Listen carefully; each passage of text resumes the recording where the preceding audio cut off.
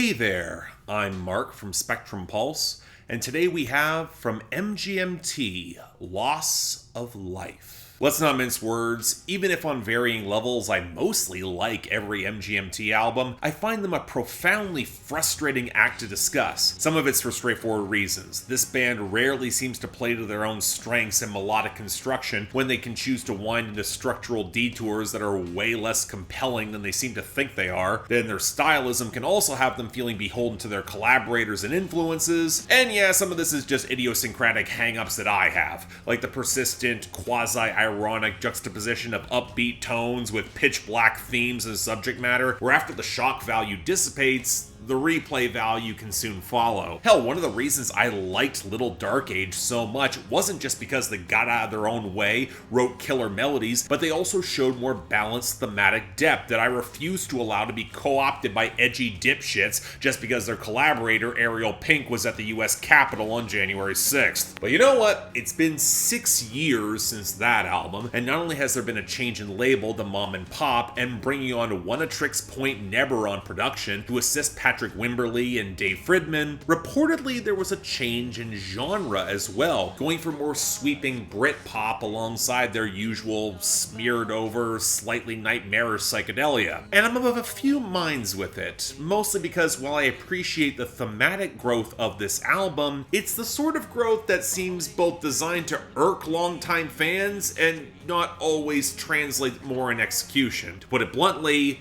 this is the MGMT album that disposes of the majority of its irony, along with a healthy dose of metatext and commenting on them doing so and growing as a band. Maybe it's a factor of them getting older, but there's a world-weary earnestness that underpins some tracks that are still observing a deeply fucked up world, but with more of a desire to engage for whatever it might be worth, openly questioning why they shied away from their populist impulses before on songs like People in the Streets and Bubblegum Dog. There's still is some existential ennui in the face of deeper horrors that only seem to be getting worse, and by the end of the album makes it very clear that we're all dead in the end anyway, and that feels like the natural progression from Little Dark Age, but there is more of a desire to actually try when the drugs aren't hitting the same way they used to, and you need to stop pretending and to hope to find some sort of community along the way. It's still pretty decently clever, albeit not at the level of their last album, but it doesn't feel nearly as detached, and it's a lot more reminiscent of classic psychedelic rock, and hell, I'm on board for that. But I gotta wonder if longtime MGMT fans want that sense of earnestness with no detachment, especially because it also came with a change in sound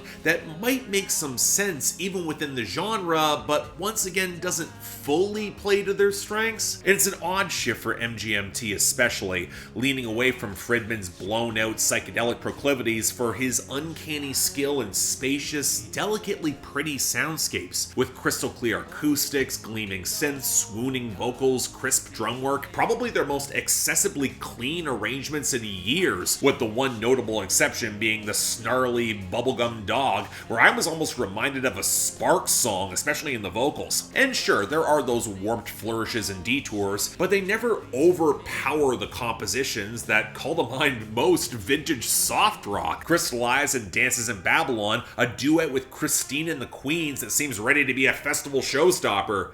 And it's also pretty great. What might be more common are the instrumental interludes between the songs that blow them up into a different scale, like the horns erupting on the outro of People in the Streets, or that gorgeous key change midway through that transition of Nothing Changes. It's a subtle musical counterpoint to the lyrical arc that I really liked, and that might be enough for some to overlook how the album just loses any sense of momentum on the back half, as the songs get a lot flabbier and kind of meander, and know that IDM breakdown on the closing title track is not enough to salvage it. It gets kind of bloated and ballad heavy when you get to the second half of the album. But the sound palette overall feels older, a little bit more contemplative, and while it's still very tuneful, I'm not sure it's got the same magnetism of their best. So overall, I did like it, but I also think I'm probably the wrong person to speak on MGMT's approach to psychedelia, and I get why it's been so divisive. It's not in the same league as Oracular Spectacular or Little Dark Age, but it's not their worst either.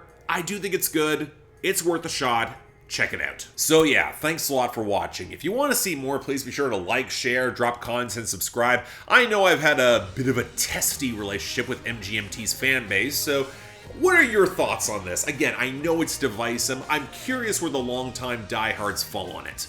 Beyond that, anything else I might be able to do to improve my presentation, I'm all ears. If you guys want to get projects on my schedule going forward, support the channel, argue with me more directly on my Discord, link to my Patreon is right over there. Once again, don't feel obligated, tough times, but the option's available.